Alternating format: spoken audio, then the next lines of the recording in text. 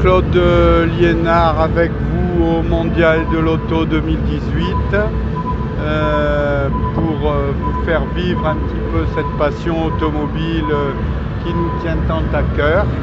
Eh bien, nous sommes heureux d'être ici avec quelques nouveautés intéressantes et on va vous en montrer en photo et en enregistrements divers et variés.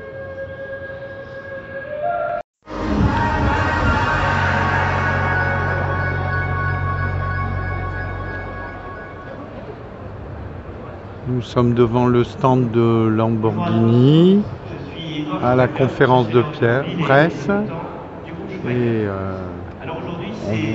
on vous met un petit peu dans l'ambiance. À l'occasion de ce très bel événement, le mondial de l'automobile, eh bien, en groupe de distribution, le groupe Schumacher fête ses 70 ans d'histoire, 70 ans d'existence pour un groupe familial au capital privé, puisque nous ne sommes que deux actionnaires, moi-même et mon frère François, qui travaillent dans nos établissements.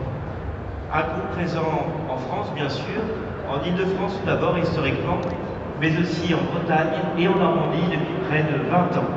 Alors, quelques chiffres, le groupe Schumacher, ce sont avant tout 800 collaborateurs, 30 000 véhicules, 13 marques, 25 sites de distribution, près de 120 000 opérations après-vente, d'entretien et de réparation réalisées chaque année.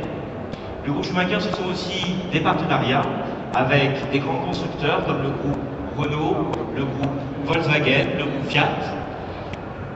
Et puis aussi, depuis quelques années, un pôle premium, sport, luxe, avec des marques comme Alpine, dont vous avez pu découvrir l'univers aux côtés du groupe Renault. La marque Maserati, la marque Infiniti, présente au sein du Mondial Limited.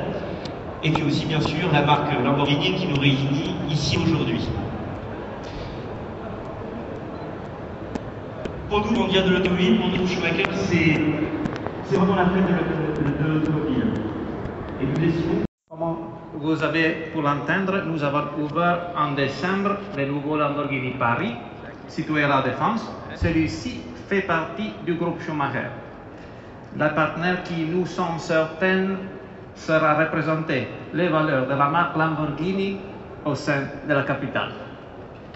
Lamborghini Paris représente notre réseau français aux côtés de nos 4 autres concessionnaires répartis dans le pays. Et je suis heureux de vous confirmer qu'un 6e concessionnaire ouvrira ses portes avant la fin de l'année.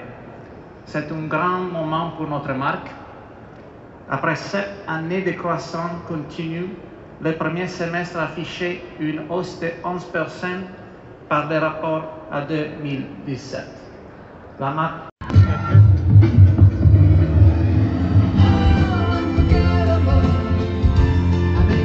Et toujours sur le stand Citroën, une petite rétrospective de l'histoire de la marque et avec les Méhari, avec les Vida, avec la DS et toujours le bon côté innovant de chez Citroën qui aujourd'hui a fait des nouvelles voitures à suspension active qui vous permettent entre autres de presque pas sentir les ralentisseurs.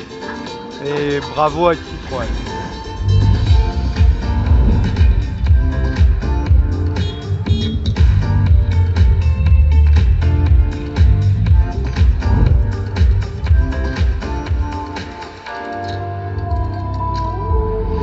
Alors évidemment, on est devant l'icône, hein, la 2 chevaux, les 70 ans de la 2 chevaux.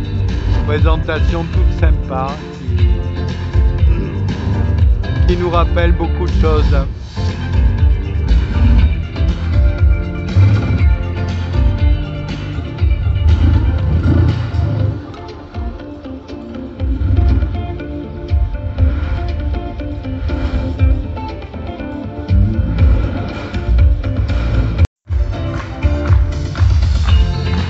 Évidemment, on nous rappelle au passage le nouvel équipage Sébastien Ogier Ingracia qui vont défendre les couleurs de Citroën en championnat du monde des rallyes j'espère qu'ils pourront à nouveau ajouter des titres glorieux à la marque.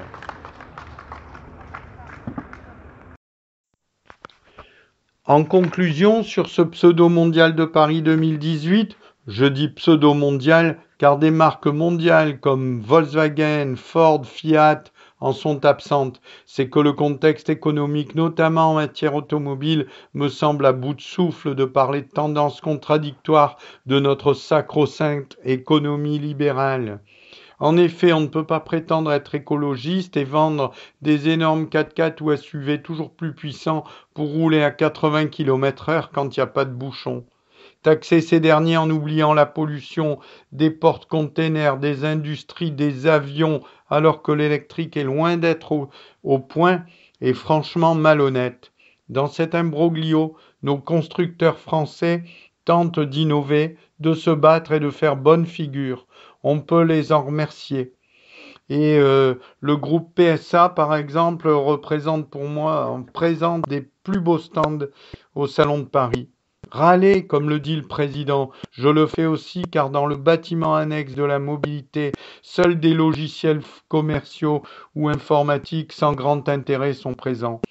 Par contre, c'est dans le bâtiment consacré à l'histoire de l'automobile que j'ai encore pu rêver en côtoyant des voitures recordman de vitesse et d'ingéniosité. C'était le temps où conduire avait un sens. Une Peugeot n'était pas une Citroën. Chacun avait sa personnalité, suspension, motorisation et dessin. On ne disait pas design à l'époque. Alors messieurs les constructeurs, engagez-vous vers un avenir plus cohérent avec des voitures plus simples, pratiques, voire ludiques au quotidien. Et surtout, messieurs les ronds de cuir, arrêtez l'autophobie, la répression omniprésente et la taxation sans limite. Dans ce cas, l'automobile vivra encore de beaux jours et les passionnés que nous sommes pourront encore faire partager notre engouement à vous, fidèles auditeurs de VIP Radio Online. Merci.